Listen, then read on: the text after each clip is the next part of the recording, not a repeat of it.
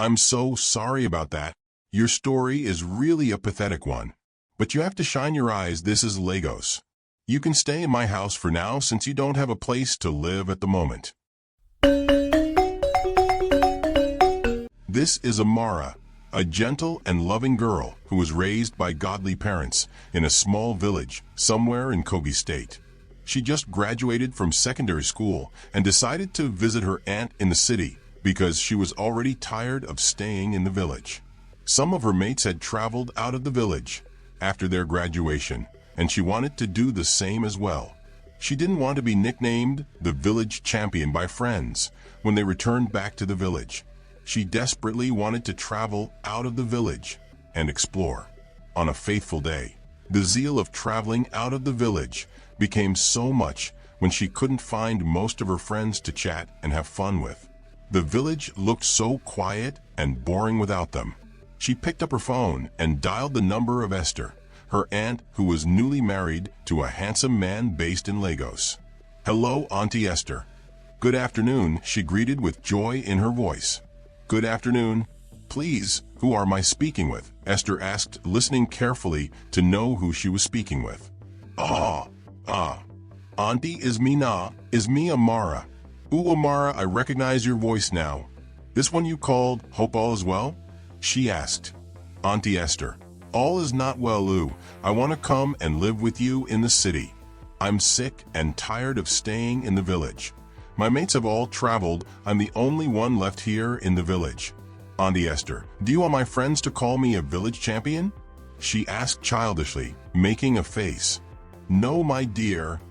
I don't want them to call you that. You know, I'm newly married and my husband may not accept. But no problem. Get yourself prepared. On Saturday, call or text me. I will send you some money to come over," Esther said. Amara was so excited. She thanked her and hung up the call. Amara prayed that Saturday would come so quickly. She couldn't wait to see herself in the city of Lagos. She couldn't stop imagining the houses built in the air and cars flying in the sky, as she was told on the phone by one of her friends who traveled to Abuja. Saturday came so quick for Amara. The day she had been praying and waiting for had finally come. She didn't hesitate to call her aunt who sent her money for her transportation and warned her to be careful. But something tragic happened. She parked up her bag and headed to the closest park in her small village. She got to the park, paid for a seat, and sat down with some passengers while waiting for the driver to finish arranging the luggages. A few minutes later, the driver was done with the arrangement and journeyed to Lagos State. Amara dozed off in the vehicle and was woken up by the driver who tapped her softly. "Madam, wake up.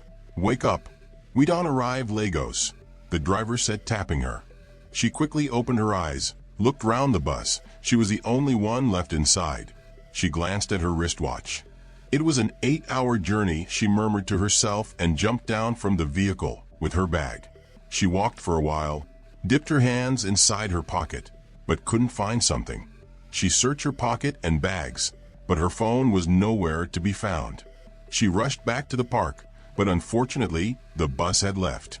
At that moment, she looked so confused as tears streamed down her cheeks. She didn't know what to do next. She was meant to call her aunt to come pick her once she arrived at Lagos.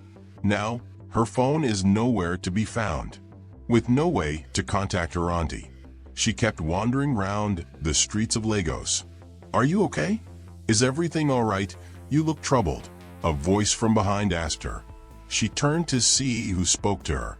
It was a young, tall, dark man with a pointed nose. "Are you okay? I've been watching you from a distance. You look troubled," the young man asked politely. Amara explained what just happened to her and how stranded she was because it was getting dark already. "I'm so sorry about that. Your story is really a pathetic one. You have to live above your village mentality. You are in Lagos now. You have to shine your eyes," the guy said as she nodded. "Anyways, you can stay in my house since you don't have a place to live at the moment," he added. "What? I should live in your house?" she asked curiously.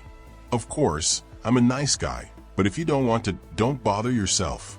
Amara thought for a while and agreed to live with him until she finds her auntie. He helped her carry her bag as they walked down home.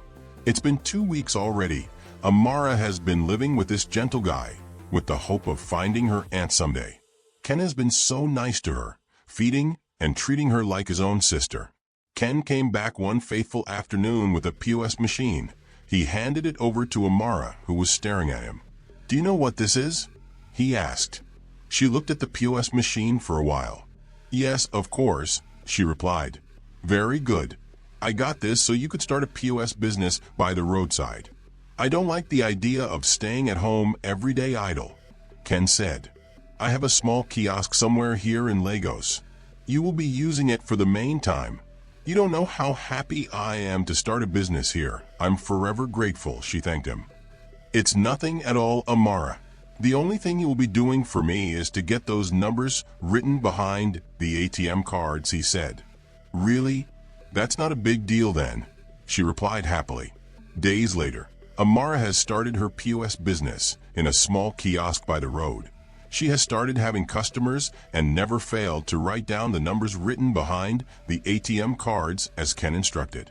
Days turned to weeks and weeks to months. Amara kept showing up at her business spot, doing business with her customers and writing down the numbers as usual.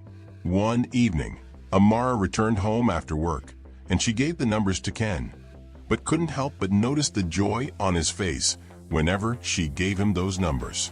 "What are these numbers for? What are you using them for?" she asked, looking worried. "Must you know everything, Amara? This is the city. You must be engaged in one or two things here if you want to survive," Ken replied. Amara stood still. She looked at him but didn't say a word. She felt bothered, feeling as though she was doing something wrong, but for the sake of shelter, she continued with the act. The next day, she was at her business spot when a rich businessman stopped by to withdraw some cash. After the transaction, the man gave her a token no one had ever given her, just for attending to him quickly. Amara couldn't copy the numbers written on his card because of his generosity. She thanked him as he drove off in his vehicle. As time went on, the wealthy man became Amara's customer. It was a Thursday, and Ken decided to stay with Amara at her POS spot because he was less busy. At 4 p.m., the rich businessman stopped by again to make a withdrawal that was usually more than her daily transaction. Amara wasn't comfortable. She immediately started giving him the eye language to go, but he didn't get the message. Ken's eyes were fixed on his phone. Somehow he raised his head up and saw the wealthy man standing in front of the POS kiosk. He widened his eyes, knowing that was a big client and some money to be made. Ken started giving Amara a signal not to forget to write out the digits on his ATM card. Amara became restless. She didn't know what to do next since the man wasn't understanding her signs. Amara fell down, pretending to have lost consciousness. The man was shocked. He carried her into his vehicle and rushed her to the hospital. At the hospital, she quietly opened her eyes and the wealthy man became shocked. Amara first apologized to the man for behaving in such a way and explained to him why she did that and how she landed in the hands of Ken. The man was so thankful and promised to help her out. Ken was at home fuming in anger. Why did this girl fall down at this moment? She has made me miss this jackpot. I will make sure she suffers for this when she returns from the hospital, Ken murmured to himself, moving round the four corners of his room. A knock came at his door. He rushed and opened the door, hoping it was Amara, but what he saw shocked him. A handcuff was placed on his hands. Immediately, he opened the door. "Take this criminal away. Drag this thief away," the wealthy man shouted, as Amara was hiding behind his back so scared. The officers dragged him into the vehicle and drove off. "Are you all right?" "I'm fine," Amara replied. "Thanks once again, Amara. Will you like to come over to my place and have dinner with my wife?" the man pleaded. Amara thought for a while and accepted the request. The wealthy man drove her to his house. Darling, I'm home," the man called out to his wife. His wife came out of the room. Amara was shocked by who she saw. She dropped her bag on the floor, still staring at the lady walking out from the corridors. Auntie Esther, Amara screamed and rushed towards her. They hugged each other in excitement. Esther's husband stood at the corner watching what was happening. After the long hug, Esther introduced Amara as her lost elder sister's daughter, while her husband introduced Amara as the savior that saved him from the hands of a criminal. He explained everything to Esther, while Amara shared her own part of the story on how she got lost in the city of Lagos. Esther was filled with happiness. She hugged Amara again and hugged her husband too, and they lived happily as a family. The moral of the story teaches us to be cautious and trust wisely. Amara's journey to the city shows the importance of caution, especially in unfamiliar environments. Blind trust, even in seemingly helpful people like Ken, can lead to unintentional involvement in harmful activities. This teaches the lesson that trust should be earned gradually and verified by actions, not just words. It also highlights the importance of integrity over convenience.